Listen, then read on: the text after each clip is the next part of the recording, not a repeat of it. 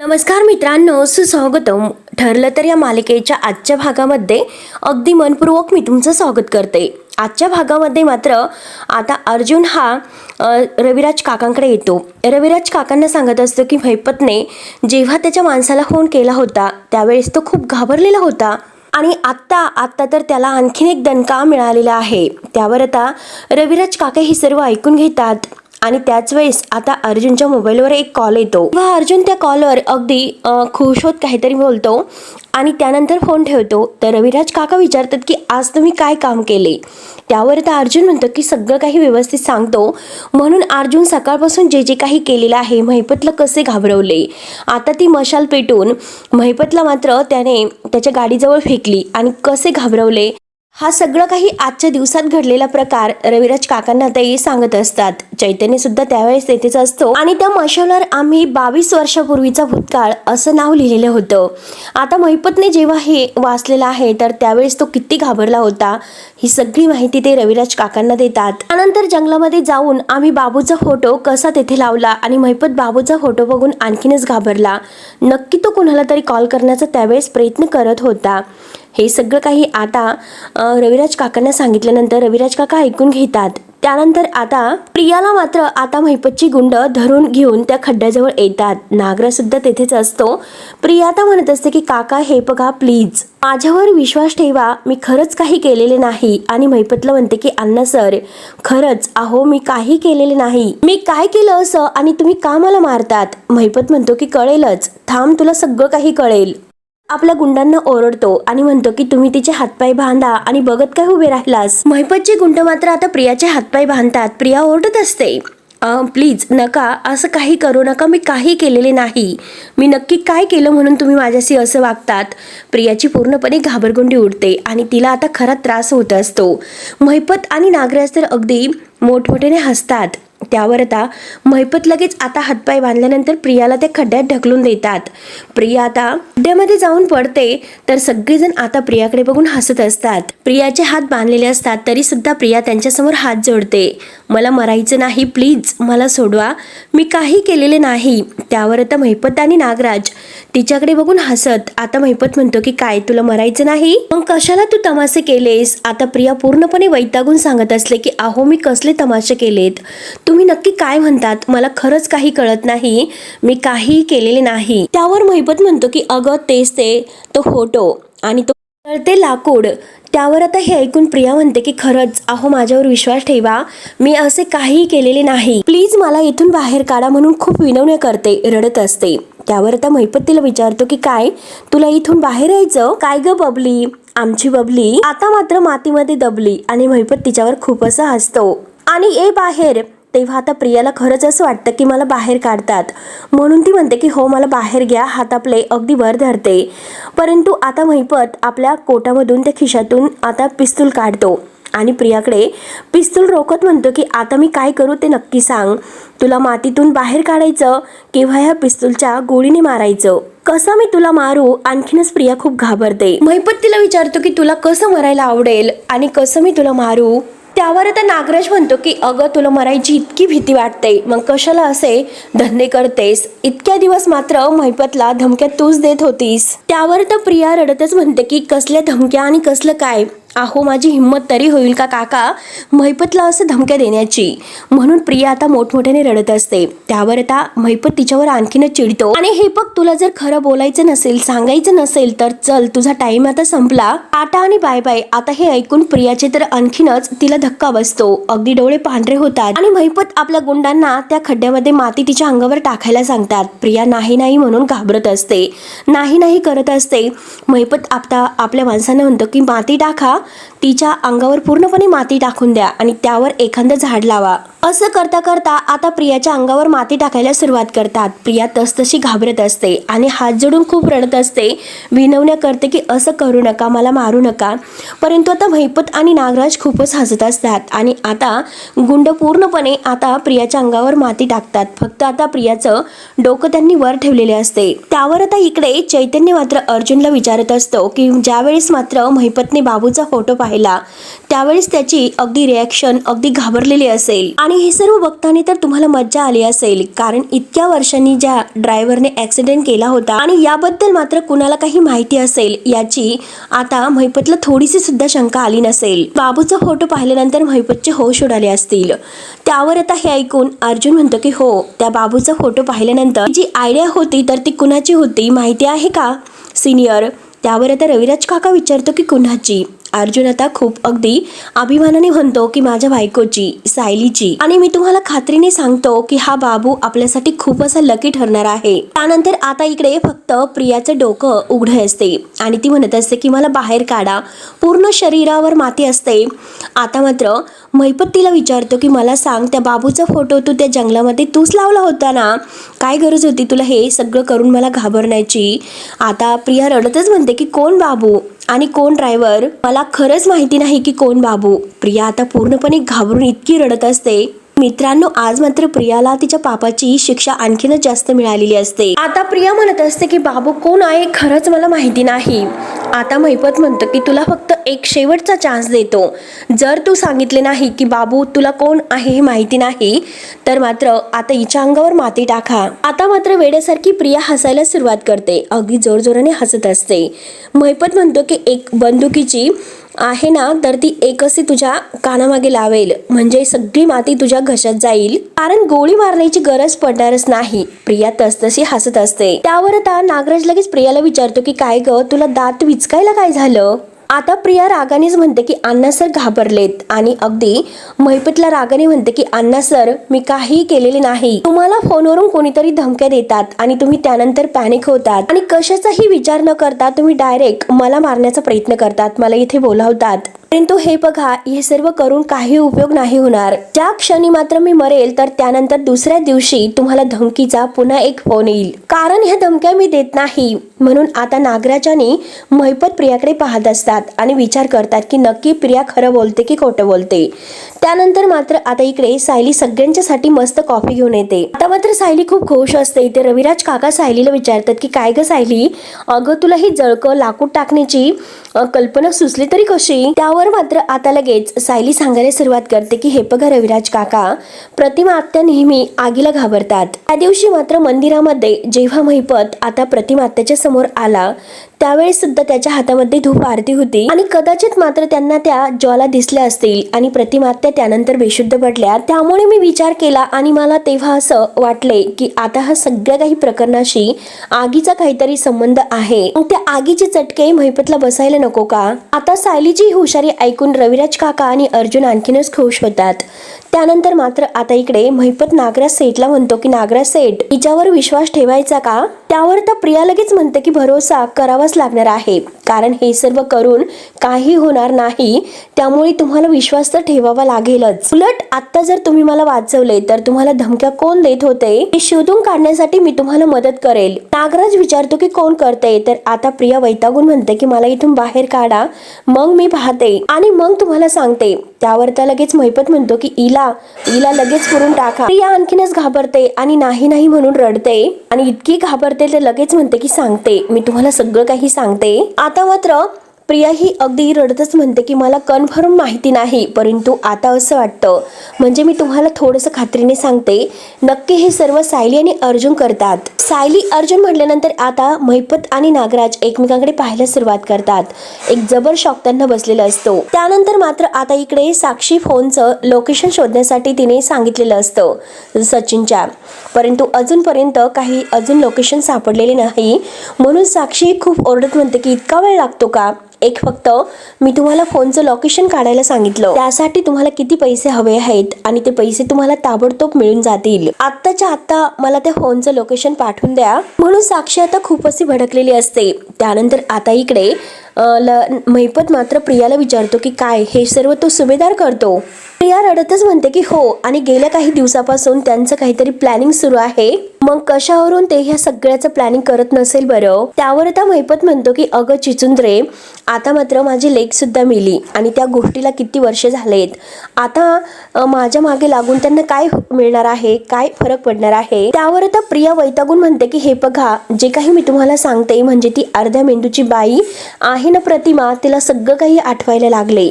आता हे ऐकून मात्र नागराज आणि महिपत यांना एक जबर धक्का बसतो. प्रिया पुढे म्हणते की कशावरून तिला तुमच्याबद्दल काही आठवलं नसेल. आता हे ऐकून महिपत पूर्णपणे घाबरतो आणि नागराज सुद्धा.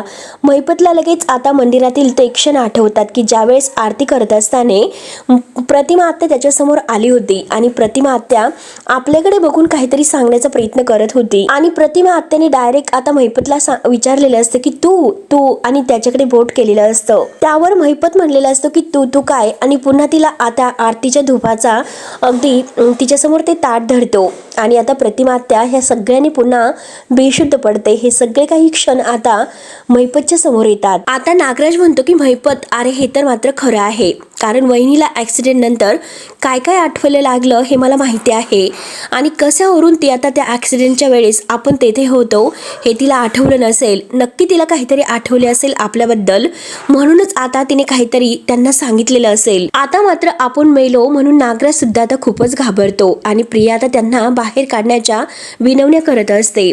महिपत आता पूर्णपणे शॉक होऊन विचारत पडतो. तर आता इकडे साक्षीने सांगितलेल्या त्या मोबाईलवरून तिला लोकेशन येते आणि लोकेशन सापडले म्हणून ती लगेच आता आपल्या मोबाईलवर आलेला मेसेज चेक करते आणि आता ते लोकेशन कुठलं आहे हे बघितल्यानंतर साक्षीला एक प्रकारचा मोठा शॉक बसतो. साक्षी लगेच आता हॉट असं म्हणून अगदी धक्क्याने पाहत असते. आता सचिन बद्दल तिला अगदी डाऊट आलेलाच असतो आणि तो डाऊट तिचा खरा असतो. अण्णांना तिने जे सांगितलेलं आहे ते तिला आठवते, कारण ती अण्णांनाही म्हणलेली असते की तो सचिन माझा कॉल सुद्धा उचलत नाही आणि खरंच तो मला सोडून तर गेला नसेल ना. साक्षीच्या मनामध्ये आता सचिनबद्दल आणखीनच डाऊट येत असतात की खरंच तो मला सोडून गेला असेल आणि त्यावेळेस आता दरवाजाची बेल वाजते आणि साक्षी दरवाजा उघडते तर काय सचिन तिच्यासमोर उभा असतो. सचिन खुश होत तिच्याकडे बघून हसतो आणि हॅलो ब्युटिफुल असं आता साक्षीला म्हणतो. साक्षी आश्चर्याने पाहतच असते. त्यानंतर मात्र आता इकडे सायली ही रविराज काकांना म्हणते की आता मात्र आपल्याला खूप घाईने लवकरात लवकर पुढचा घाव आहे तर तो महिपतवर करावा लागेल आणि तो घाव मात्र त्याच्या वर्मी बसलाच पाहिजे. त्यावर आता हे सायलीचं बोलणं ऐकून चैतन्य म्हणतो की सायली वहिनी, अगं मी त्या महिपतला खूप जवळून बघितलेला आहे, त्याच्यावर हा अगदी वर्माचा घाव घालणं इतकं सोपं नाही, त्याची कातडी अगदी गेंड्याची आहे. त्यावर आता सगळेजण विचारत पडतात तर रविराज काका म्हणतात की असा माणूस जो असतो तो सहजासहजी इतका घाबरत नसतो, परंतु चुका मात्र ते नक्की करू शकतात आणि अशा माणसाला चुका करण्यासाठी आपण भर पाडायचं. त्यावर आता अर्जुन म्हणतो की आपण असं काहीतरी करायचं की जे महिपतसाठी खूप करणीय असेल, असं काहीतरी आपल्याला करावे लागेल. त्यावर आता सायली विचार करते आणि म्हणते अशी कोणती गोष्ट असेल की ती महिपतला पूर्णपणे हादरून टाकेल. त्यावर आता रविराज काका विचार करतात. त्यानंतर आता इकडे महिपत खूपच भडकलेला असतो आणि तो नागरेला म्हणतो की हे बघा, जर तुमच्या वहिनींना काही आठवत असेल तर ते विसरायला भाग पाडा. त्यावर आता नागराज म्हणतो की महिपत अरे काय बोलतोस तू, असं कसं करता येईल, मला विसरायला लाव म्हणजे काय, मी फार फार इतकं करू शकतो की काहीतरी गोष्टी रचून मात्र तिला कन्फ्यूज करण्याचा प्रयत्न करू शकतो. आता महिपत इतका चिडलेला असतो, जे करता येईल ते करा, परंतु तिला काय आठवते याचा पूर्णपणे अंदाज घ्या. त्यानंतर मात्र आता महिपत हा प्रियाला म्हणतो की काय गे बबली, जर तू सुभेदार बद्दल अगोदरच सांगितले असते तर मात्र अशी मातीमध्ये दबली गेली नसती. त्यावर आता प्रिया चिडून म्हणते की तुम्ही मला काय केलं होतं, तुमच्या टीम मध्ये ठेवलं होतं का, नाही ना, तुम्ही तर काय केलं, तुम्ही तर अगदी माझ्या विरोधात माझ्या खऱ्या आईबाबाला घरी पाठवलं, ते पण माझ्या, आणि आणखीन माझं टेन्शन वाढवलं. मग सांगा मी तुम्हाला का मदत करायची होती, तुम्ही इतकं माझ्या विरोधात वागत होते. पण आता नागराज आणि महिपत एकमेकांकडे पाहतात तर प्रिया पुढे म्हणते आणि हे बघा, जर आपण एकत्र परत आलो तर सुभेदारांच्या घरामध्ये काय काय सुरू आहे तर ते सगळं काही मी तुम्हाला सांगत राहील. आणि आता प्रिया इतकी त्या मातीत दबलेली असते आणि अगदी ओरडत म्हणते की अहो अण्णा सर विचार काय करतात, मला इथून बाहेर काढा, खरंच खूप गुदमरत आहे मला. म्हणून प्रिया आता खूप रडत असते. आता मात्र महिपत म्हणतो की चला तिला बाहेर काढा. आता मात्र महिपत शिकरे, नागराज लोखंडे आणि ही बबली लोखंडे पुन्हा एकदा आता एक अशी टीम झालेली आहे. तर आता प्रियाच्या जीवात जीव येतो आणि ती आता हसते कारण तिला बाहेर काढलेलं असतं. त्यानंतर आता प्रतिमा त्या तिथे डायनिंग टेबलवर बसलेली असते आणि नागराज घरी येतो. आता ती पुस्तक वाचत असते तर नागराज तिच्याकडे पाहतो आणि विचार करतो की बरं झालं, ही तर एकटीच आहे, आता हिची स्मृती परत आली की काय, त्यामुळे मी हिला आता इतकं कन्फ्यूज करतो की आता मात्र जे आठवलेलं आहे तर ते सुद्धा सगळं विसरून जाईल, असं मी काहीतरी आता प्लॅनिंग करतो. आता नागराज तिथे खुर्चीवर बसतो आणि हसून म्हणतो की काय चाललं वहिनी, चहा वगैरे पितात की काय. तर प्रतिमा आत्या म्हणते की हो थांबा, मी तुमच्यासाठी चहा घेऊन येते. नागराज म्हणतो की नको वहिनी, तुम्ही कशाला स्वतःला त्रास करून घेतात. आणि हे बघ अगं वहिनी, चहावरून मला आठवलं, तुला आठवते का तू माझ्यासाठी मात्र खास आसामवरून चहा मागवायची. प्रतिमा आत्या विचारते की हो का. त्यावर त्या नागराज म्हणतो की असं आहे की तुझी एक मैत्रीण लग्न होऊन तिकडे आसामला गेली होती आणि तुला माहिती होतं की मला तो चहा खूपच आवडतो म्हणून, आणि ती तुझी एकदम घट्ट मैत्रीण होती. तुला तिचं नाव तर आठवत असेल ना. त्याच वेळेस आता सुमन नागराजच्या मागे येते आणि नागराज नक्की काय म्हणत आहे हे सगळं काही सुमन ऐकते. आता प्रतिमा ते बिचारी आठवण्याचा खूप प्रयत्न करते, परंतु हा मुद्दाम तिच्याशी असं वागत असतो. त्यावर आता नागराज विचारत असतो की काय वहिनी, नाव आठवते की नाही. आता मात्र सुमन विचार करते की हे मात्र कधी नव्हे, वहिनीशी असं का बोलत असतील. सुमन समोर येऊन त्यांच्याजवळ येऊन उभी राहते आणि नागराजकडे पाहतच असते. नागराज आता म्हणतो की ते चहाचं राहून ते बाजूला जाऊन दे, इतका विचार नको करूस, आणि खूपच दिवसातून आता आपल्याला निवांत गप्पा करण्यासाठी वेळ मिळालेला आहे. त्यावर आता सुमन म्हणते की गप्पा मारण्यासाठी तुमचा पाय मात्र घरात टिकायला हवा. त्यावर नागराज म्हणतो की सुमन काय बोलतेस, म्हणजे आता मी घरातच राहायचं का, कामासाठी कुठे बाहेर सुद्धा जायचं नाही का. आणि प्रतिमाला म्हणतो की वहिनी आता मी मात्र तुला खुश करणार आहे बघ, एक गिफ्ट देऊन. आता प्रतिमा आता विचारी हसते. आता नागराज तिला पुन्हा विचारतो की वहिनी तुला एक गोष्ट आठवते का, मी तुझ्यासाठी पहिलं गिफ्ट काय घेतलं होतं. प्रतिमा आता विचार करते, तर नागराज तिला पुन्हा तेच विचारत असतो की आठवते का वहिनी, मी पहिलं गिफ्ट तुझ्यासाठी काय घेतले होते, आणि आठव बरं, जोर दे जरा मेमरीला. तर प्रतिमा त्या सुमनकडे पाहतात आणि आठवते का वहिनी, प्लीज आठव ना काहीतरी, अगदी नक्की तुला आठवत असेल की काय गिफ्ट दिलं होतं. आता सुमनला डाऊट येतो. सुमन म्हणते की नक्की ते वहिनीशी इतकं गोड गोड बोलतात, काहीतरी माहिती मात्र वहिनीकडून काढून घ्यायची असेल यासाठी ते इतकं गोड बोलत असतील. आणि आता मात्र ही माहिती आहे तर ती महिपत शिकरेकडे पोहोचणार, म्हणून हे सर्व नाटक यांचं सुरू असेल. सुमन बरोबर ओळखते. प्रतिमा आत्याला काही आठवत नसते, बिचारीला त्रास होत असतो. तर आता नागराज पुन्हा तिला त्रास देण्याचा प्रयत्न करतच असतो. त्यानंतर आता इकडे अर्जुन हा किल्लेदारला म्हणतो सिनियर, अरे एखादा गुन्हेगार जर तोंड उघडत नसेल, त्याचा गुन्हा कबूल करत नसेल, त्यावेळेस मात्र आता तो गुन्हा कबूल करण्यासाठी आपण बरेचसे काही ट्रिक्स वापरत असतो, आणि सगळ्यात सक्सेसफुल ट्रिक कोणती आहे हे तर तुला चांगलंच माहिती आहे. तर त्यावर आता अर्जुनचं हे बोलणं ऐकून रविराज काका म्हणतात की अशा गुन्हेगाराला त्याने जो गुन्हा केलेला आहे तर तेथे आपण त्याला घेऊन जातो, आणि त्यानंतर मात्र तो अगदी नकळतपणे स्वतःच आपल्याला त्या गुन्ह्यापर्यंत घेऊन जातोच. त्यावर आता हे ऐकून अर्जुन म्हणतो की एक्झॅक्टली महिपत, आणि महिपतच्या बाबतीत सुद्धा आपल्याला तेच करायचं आहे. सायली सुद्धा आता ह्या सगळ्यांचा विचार करते आणि म्हणते महिपतला मात्र आपण ज्या ठिकाणी अपघात झालेला आहे त्या ठिकाणी घेऊन जायचं. तर त्यानंतर आता इकडे नागराज जे काही विचारत आहे हे सुमनला काही बघवत नाही. सुमन बरोबर त्याला आता लगेच म्हणते की अहो जरा आता येतात का, कारण मला एक बॅग काढायची आहे आणि ती काही काढता येत नाही, जरा मदत करून काढून देतात का. नागराज आता सुमनवर ओरडतो, मध्ये मध्ये बोलण्याची तुला काय गरज आहे, मी बहिणीशी बोलतो ना. त्यामुळे तो आणखीनच प्रतिमा आत्याला म्हणतो की आठवते का, तुला आणखीन काही आठवते का. प्रतिमा आत्या बिचारी आता काही नाही म्हणत असते. आता नागराज म्हणतो की वहिनी अगं साडी होती एकदम अगदी गुलाबी रंगाची, आणि दादासाठी मी एक सूट सुद्धा शिवला होता, आठवते का वहिनी, आठवते तुला, नाही आठवत का. प्रतिमा आत्या नाही करत असते आणि नागराज तसा हसत असतो. नागराज म्हणतो की कसं आठवणार, तर सुमन म्हणते की मला सुद्धा नाही आठवत. त्यावर आता नागराज ओरडतो आणि सुमनला म्हणतो की तुला कसं आठवणार, त्यावेळेस मात्र आपलं लग्न झालेले नव्हते, व्हायचे होते. आणि तो प्रतिमाला पुन्हा विचारतो की ते तरी आठवते का, सोन्याची चेन घेतली होती तुझ्यासाठी, सोन्याची चेन घेतली होती. आता बिचारी प्रतिमा त्या नाही करत असते, पूर्णपणे वैतागून जाते आणि ती नागराजला म्हणते की भाऊजी खरंच नाही, मला यामधील खरंच काही आठवत नाही, तुम्ही नक्की काय म्हणतात ते. पण मात्र एक जी चेन होती तर ती पूर्णाईने अर्जुनसाठी घेतली होती, ती मला आठवते. पूर्णाईने ती चेन आहे तर ती अर्जुनच्या गळ्यात घातली होती आणि त्याला एक छोटंसं लॉकेट होतं. आता हे ऐकून मात्र नागराजची पूर्णपणे होश उडतात. आता सुमनला तर बिचारीला आनंद होतो, कारण जे खरं आहे तर ते प्रतिमा आत्याला आठवत असते आणि नागराज जे काही खोटं बोलतो ते काही तिला आठवत नाही. अर्जुनचा वाढदिवस होता आणि त्याच दिवशी पूर्णाईने मात्र अर्जुनसाठी तन्वीचा हात मागितला होता. आता हे सगळं काही आठवते, म्हणजे तो क्षण आता जेव्हा आठवतो की पूर्णाईने रविराज काकांकडे तन्वीचा हात मागितलेला असतो. आता हे नागराज ऐकतो, त्याचे पूर्णपणे होश उडतात. तो मनात म्हणतो की म्हणजे हिला वाढदिवसाच्या पर्यंतचं सगळं काही आठवतं, म्हणजे ती ॲक्सिडेंटच्या पर्यंत येऊन पोहोचली, ॲक्सिडेंट पर्यंत तिला सर्व काही आता आठवायला लागले की काय. म्हणून नागराजला तर आणखीन टेन्शन येते. आणि आता मात्र हिने त्या रात्री मला बघितलेलं असेल तर, आणि ते जर तिला आठवत असेल तर मात्र नागराज पूर्णपणे आता आणखीन घाबरतो. त्यानंतर आता इकडे रविराज काका अर्जुनला म्हणतात की गुन्हेगाराला गुन्हा केलेल्या ठिकाणी घेऊन गेल्यानंतर बरेच फायदे होतात, परंतु महिपत मात्र आता ह्या सगळ्या गोष्टींना मात्र अगदी घाबरेल असं नाही. त्यावर आता सायली म्हणते की रविराज काका, अहो आपण सत्याच्या इतक्या जवळ आलोत, मग आता थांबून कसं चालेल बरं. त्यावर आता रविराज काका म्हणतात की सायली, अगं मी थांबायचं असं नाही म्हणत. त्यावर आता अर्जुन म्हणतो की जमेल तसं आपल्याला सगळेच काही प्लॅन करावे लागतील आणि आपला हा जो काही महिपत आहे तो कोणत्या ट्रॅपमध्ये अडकेल आपल्याला सुद्धा अगदी कन्फर्म माहिती नाही. त्यानंतर आता चैतन्य सगळा विचार करून उभा राहतो आणि म्हणतो की सर, आपण दोघं तर या दोघांच्या सोबत आहोतच आणि यावेळेस मात्र अर्जुन आणि सायली या सगळ्यामध्ये नक्की त्यांना यश मिळेल तर, आणि त्या महिपतचा तुमच्या ऍक्सिडेंटशी काय संबंध आहे हे मात्र यावेळेस नक्की कळेल. चैतन्याचा पॉझिटिव्ह बोलणं ऐकून सायलीला आनंद होतो. रविराज काका आणि अर्जुन आता पूर्णपणे पुढे काय करायचं याचा विचार करतात. तर मित्रांनो, हा भाग येथे संपतो. तर पुढील भागामध्ये सायली आणि अर्जुन घरी येतात आणि रात्री ते आपल्या रूम मध्ये असतात. आता एका बेडवर ते बसलेले असतात.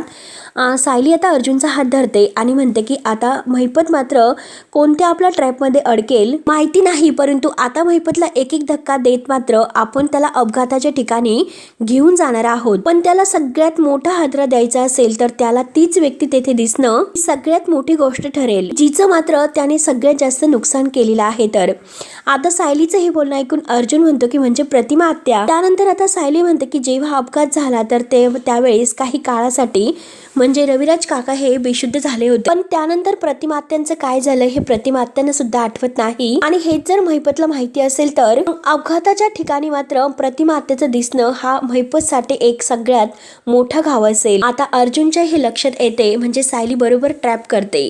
आता मात्र पुढे नक्की काय होतं हे बघण्यासाठी आता आपल्या चॅनलला नक्की सबस्क्राईब करत राहा. धन्यवाद.